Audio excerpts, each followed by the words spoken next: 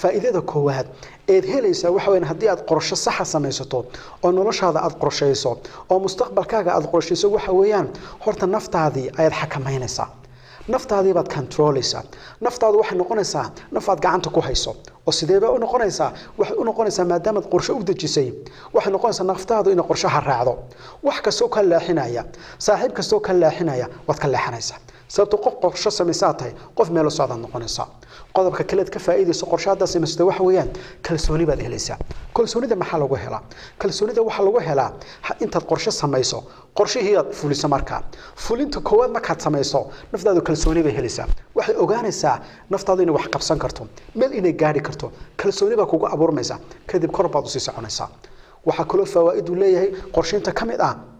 waqtiga ku ilaalinaysa waqtigan ka dayacmaya maalin kasta laga meel una kaaga dayacmo markaad qorshe samaysato waxaad noqonaysaa qof noloshiisa garanaya halku u socdo iyo wuxuu rabo naftaadu marka waqtiga ay haysato waxay uga faa'iideynaysaa si qorshaha u gaadhiso daawada waxaad kale ka faa'iideysaa haddii aad qorshe samaysato inaad ogaato waa bal xaaladdan aad ku socoto iyo qorshahan aad dejisay miyaad gaadhin mise maad gaadhin inaad waxaad maalin kasta qabato iyo qorshahaaga inaad gaadhin maxaa cadeynaya wax cadeynaya qorshaha cadeynaya markaad qorshe dejiso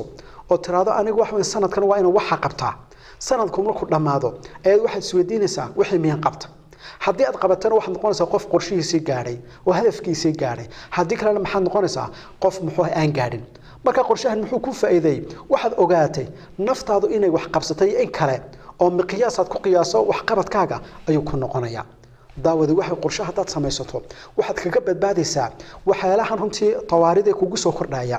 dhibaatooyinka kugu iman kara wad ka hortagi kartaa oo markaad qorshe leedahay waxaad isweydiinaysaa 5 sano soo socda maxaan rabaa inaan qabsado waxaasan qabsanaya maxaa iga hor iman kara waxa la wixii ka hor iman lahaa ayaad analysis ku samaynaysaa oo taxliilinaysaa saad uga hortagto marka qorshe muxuu ku faa'iideynayaa inaad ka hortagto dhibaatooyinka kugu dhici lahaa wad ka hortagi kartaa oo qof feejigan baad noqonaysaa daawada sidoo kale waxa weeyaan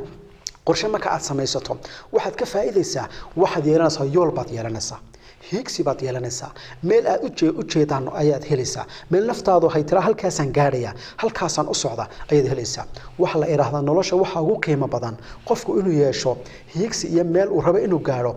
oo dabeetana arinta darteed uu dagaalamo uu halgamo ayaa ugu fiican baa la yiraahdaa bal waxa la yiraahdaa qofku hadaanu qorshe lahayn hadaanu hadaf lahayn nolosha aanu ka lahayn qofkaasi fawdu nolosha ku noolaada maalin kasta warar buu ku noolaada maalin kasta walaac ku noolaada sababtuna waa maxay meel uu u socdaa ma garanayo waxa qofku markaan qorshe lahayn isagu ma isku noqonaya meesha shalay ka bilaaway ayuu dib hadan ugu noqonaya meel ma gaarayo marka qorshe inaad samaysataa maxay faa'iido leedahay waxay ku siinaysaa tilmaam halkaad u socoto iyo hiskaaga ku xadidaysaa daawada markaad qorshe samaysato waxaad ka faa'iideysaa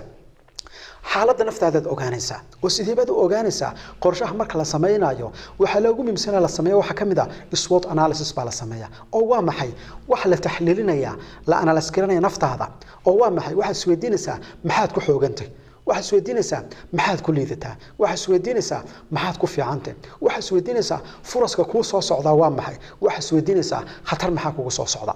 marka qorshe markaad samaysato su'aalahaas oo dhan baad ogaanaysaa wax kastoo ku fiicantaad ogaanaysaa wax kastoo ku liidataad ogaanaysaa furaskaaga ogaanaysaa mustaqbalkaaga cadaanaya daawada markaad qorshe samaysato waxaad runtii faa'iido u leeyahay waxa kamid ah waxaad ogaanaysaa awlawiyaadkaaga maxaa ku muhiim ah maxaad noloshan ka rabtaa wax laga yaabaa maanta wax badan inaad qabanayso laakiin waxa laga yaabaa waxaad qabanayso qaar kamid ah inaanay marka la eego أنا مهم بالغيابة وحلاقيبا كل مهم سنة كتكتها لغيابة أو قارن مهم هين أتكشقين يسوع قرش ما كسمستو قرش محوكو سمينيا وحقوق الأسارية محا مهم محا ugu muhiimsan maxay tahay inaad qabato marka qofku wuxuu awoodda saaraya focuska saaraya sheyga ugu muhiimsan ay naftiisu rabto inay qabato daawada heedhe haddii aad qorshe samaysato waxaad ka faa'iideysaa waxaad ogaanaysaa qiyamkaaga iyo valueskaaga oo waxa la yiraahdaa qorshaha marka la sameeyo waxa kamid ah waxyaala aadka loo baaro qofku inuu is ogaado muxuu noloshan ku qiimeeyaa maxaa mabaadi'da aaminsan tahay waa waxyaala inta badan marka qorshaha la sameeyo aad loo diraaseeyo marka qorshe samaysato naftaadu waxay ogaanaysaa mabaadi'da rasmiga ay aaminsan tahay valueskaaga ay ogaanaysaa sababtoo kale hadii kala maxaa dhacaya inaad noloshan wax badan aad iska qabato laakiin hadhow kugu soo baxdo inay valueskaaga khilaafaan oo values-kaaga ay kor imaadaan tusaale haddaan arinta ka siiyo waxa laga qofku inuu jecel yahay lacag inuu helo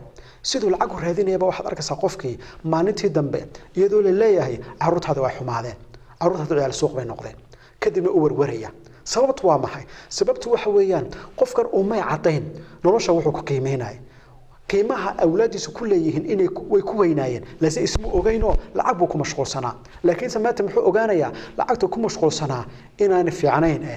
hay ahayd inuu caruurtiisa ku mashquulo marka arinta maxaa loola jeedaa waa inaad ogaataa values-kaaga iyo qiyamkaaga iyo waxa nolosha aad ku qiimeynayso daawada waxa kale oo ka faa'iideysa qorshaha marka aad samaysato inaanad ku noolaanin xaaladda leeyahay xaaladda muxuu haayay emergency-ga in badan oo dadkeena ku midi waxa ku nool xaalad emergency oo waa maxay subaxii buu soo kacaya waxa la oranayaa waxaas jira kaalay halka qabo hebel baa ku soo wacay maalinta leel wuxuu qabanayaa waxaan hore u qorshayn bari baa hadana soo toosaya isla emergency-gaas ku jiraya waxaan kaalay qabo halka tag hebel baa marka maxaa la rabaa waa in noloshaada noqoto waxaad nidaamiso